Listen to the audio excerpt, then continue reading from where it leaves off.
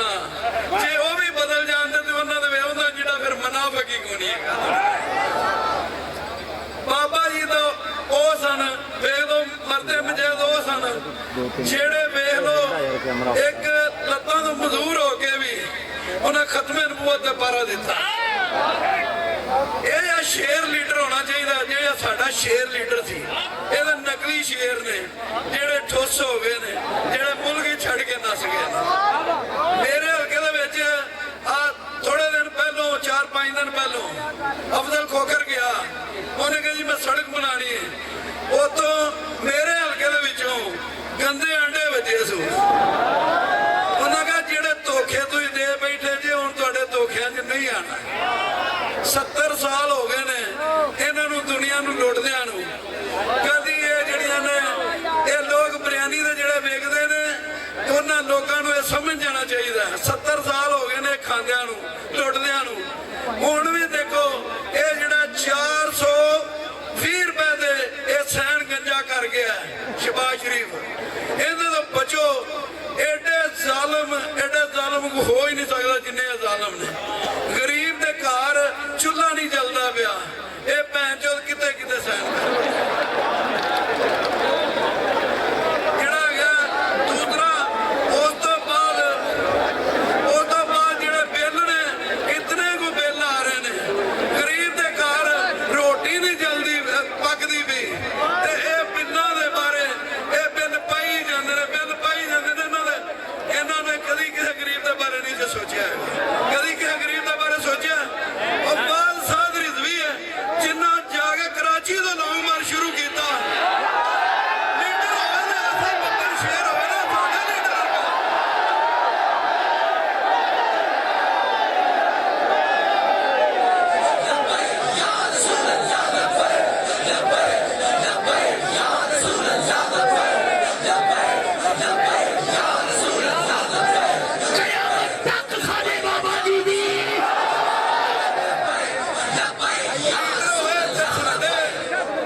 साडा leader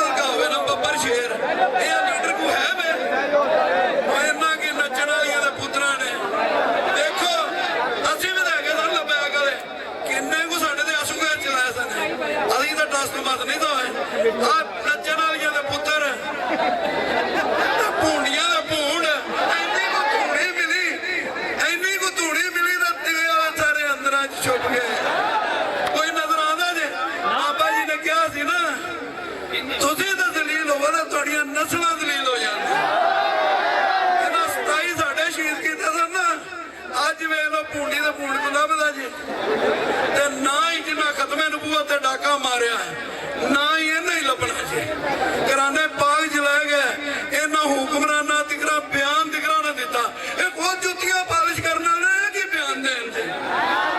leader होवे ते साध रिजवी वर्गा होवे पीर होवे ते पीर ज़हीरो हसन वर्गा होवे।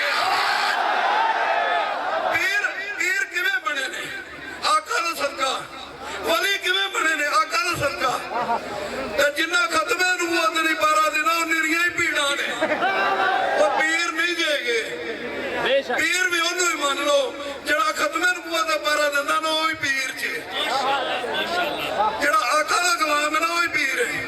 अजे भी जो कुछ इन्हां कर दिता जे अजे भी समझो ये हुण आ रहा ना गंजा ये आ रहा। मैं घर चो इलेक्शन लड़ रहा जी मेरा इनू चैलेंज है। चैलेंज है नवाज शरीफ मेरा। मैं मुकाबले इलेक्शन लड़ना घर चो ना हुक्म नाल आपदे लीडर नूं सीट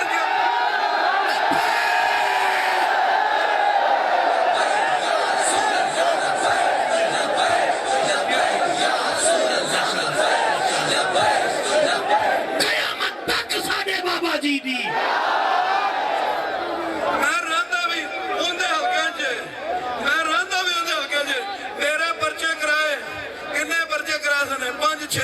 मेरे लीडर ने एक बयान दिता बगैर जमानतों तो मैनू घर छड़ के चले गया। और लीडर होवे ते ऐसा होवे साध रिजवी वर्गा पीर होवे ते पीर ज़हीरो समझा सा।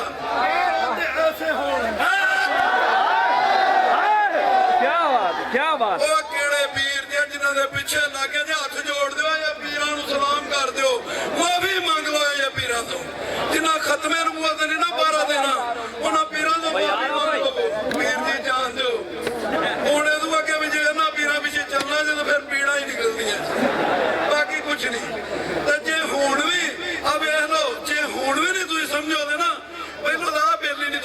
ਦਿੱਤਾ ਜਾਣਾ, ਪਿਛਲਾ ਤਾਂ ਨਹੀਂ ਨਾ ਦਿੱਤਾ ਗਿਆ, ਆ ਵੀ ਬਿੱਲ ਨਹੀਂ ਦਿੱਤਾ ਜਾਣਾ।